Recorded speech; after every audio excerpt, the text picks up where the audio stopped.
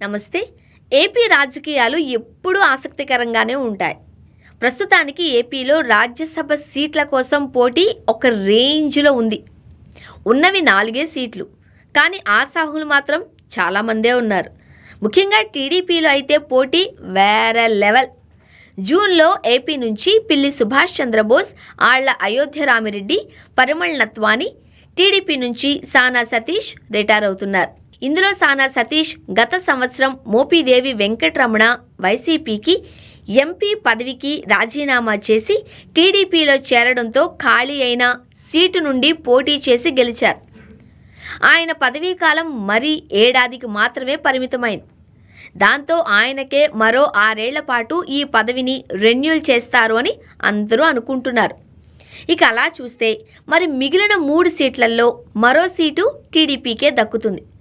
Janasena, BJP చెరొకటి తీసుకోవచ్చు. ఇక టీడీపీలో ఉన్న ఒక్క సీటుకు తీవ్ర పోటీ ఉంది అంటున్నారు. మాజీ మంత్రి యనమల రామకృష్ణుడు రాజ్యసభకు వెళ్ళాలి అని ఎప్పటినుంటో చూస్తున్నారు. ఆయన చాలా కాలంగా ఈ పదవి విషయంలో ఆశలు పెట్టుకున్నారు కూడా. అలాగే లోక్సభ మాజీ ఎంపీ గల్లా జయదేవ్ కూడా ఈ పదవిని గట్టిగానే కోరుకుంటున్నారంట. మరోవైపు దేవినేని ఉమామహేశ్వరరావు పేరు కూడా వినిపిస్తోంది. ఇలా చూసుకుంటూ పోతే టీడీపీ సీనియర్ నాయకుడు వర్ల రామయ్య కూడా ఈ పదవి కోసమే చూస్తున్నారు. ఇప్పుడు బీసీ కోటాలో కొత్తగా మాజీ ఎమ్మెల్యే జంగా కృష్ణమూర్తి రేసులోకి దూసుకొచ్చారు. ఆయన వైసీపీలో ఎమ్మెల్సీగా ఉండేవారు. ఆయనకు ఎమ్మెల్సీ పదవి కూడా దక్కింది. 2024 ఎన్నికల్లో గురజాల టికెట్ దక్కలేదు అని వైసీపీకి రాజీనామా చేసేసి టీడీపీలో చేరిపోయారు. టీడీపీ ప్రభుత్వం అధికారంలోకి వచ్చాక ఆయనకు టీటీడీ బోర్డు మెంబర్ పదవి అయితే దక్కింది. అయితే ఆయన గురజాల ఎమ్మెల్యే సీటును 2029 ఎన్నికల్లో కోరుతున్నారు. బట్ అది మాత్రం జరిగేలా లేదు అనిపిస్తోంది.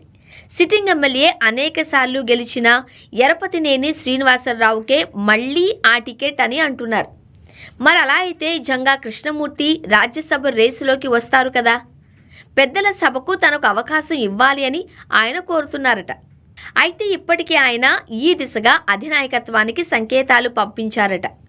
టీటీడీ బోర్డు మెంబర్కి రాజీనామా వెనుక వేరే కారణాలు అని ప్రచారంలో ఉన్నా కానీ ఆయన ఎమ్మెల్యే టికెట్ వచ్చే ఎన్నికల్లో దక్కకపోతే మాత్రం రాజ్యసభకు పంపితే తనకు న్యాయం జరుగుతుంది అని భావిస్తున్నారట. ఇప్పటికే అనేక మంది ఉన్న ఒకే సీటు కోసం పోటీ పడుతున్న వేళ జంగా కృష్ణమూర్తి కూడా అదే సీటు కోరితే అధినాయకత్వం ఏం చేస్తుంది అనేదే ఇక్కడ ప్రశ్న. అయితే ఆయన బీసీ వర్గానికి చెందిన కీలక నేతగా ఉన్నారు కాబట్టి ఎమ్మెల్సీ పదవిని ఆఫర్ చేయవచ్చు అని కూడా అంటున్నారు. మరి ఆయన అసంతృప్తి దాంతో ఆగుతుందా లేదా ఇంకొన్ని రోజులు వెయిట్ చేస్తే కానీ తెలియదు.